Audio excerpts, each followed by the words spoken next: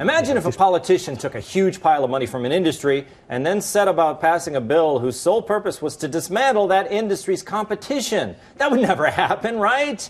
Oh, wait, it's happening right here in my city? New York Mayor Bill de Blasio is trying to put Uber, the ride-sharing app, out of business after being supported by the taxi medallion industry. And here I thought he was a real leftist. He's just a regular old Democrat. Democrats, as you know, are very susceptible to corruption. But wait a minute, Tom.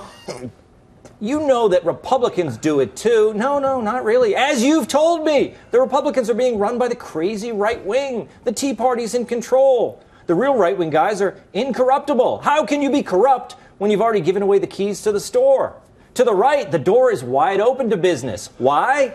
They actually believe in that stuff. They think it's good. It's crazy.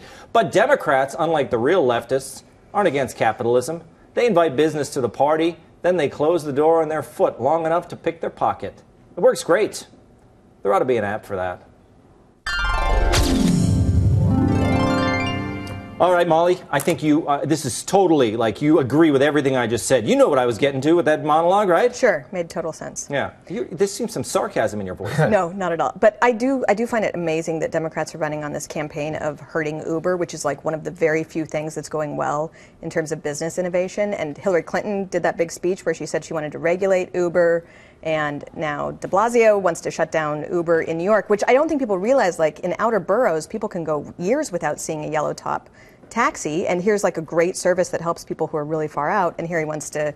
A clean solution, right? So what is it? Why are Democrats against the modern economy? It's because they are beholden to interest groups, unions like taxi cab unions. They think that innovation will help decrease jobs instead of provide, they're afraid that people can't find other jobs in a high-tech economy. And actually it plays into kind of the Marco Rubio, for instance, who's running for president's argument that Democrats like Hillary Clinton and Bill de Blasio have economic policies of the 20th century, not the 21st century, that embraces Silicon Valley to kind of expand our economy.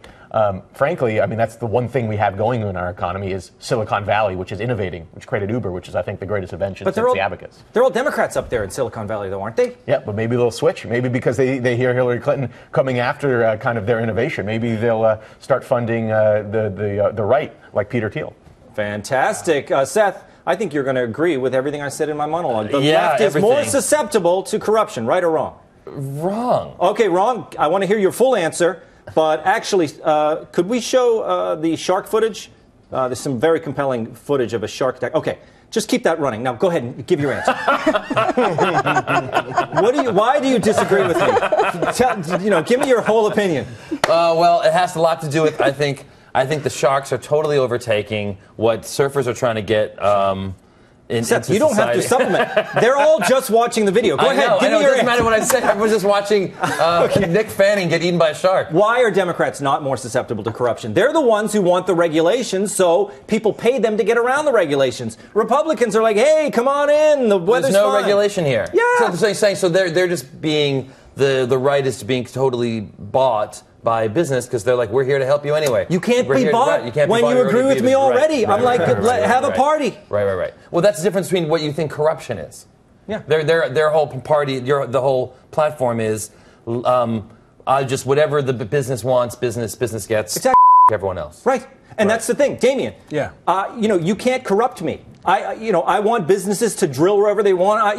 They can do whatever they want. So how can you corrupt me?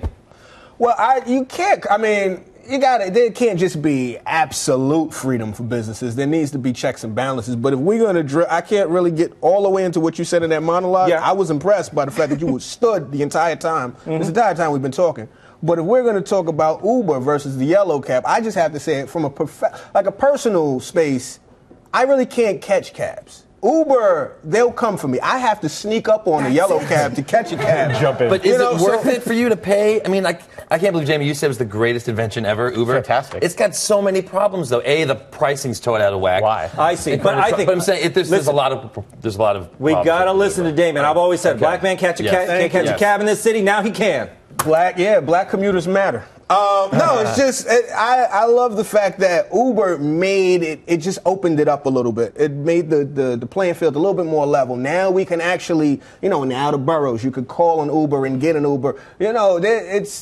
And in the city, as far as trying to catch a yellow cab, it is still very tough. Right. Well, So that's I feel why. like If what you were saying was true and it really has a lot of problems, then the taxis would have no problem beating Uber because everyone would realize that Uber Absolutely. is so terrible they wouldn't use it. They'd just go with taxis. Right. But they're not. And there they're are going a lot of Uber. competitors Good as to well. see you. I gotta go. competition. I'm pro Uber.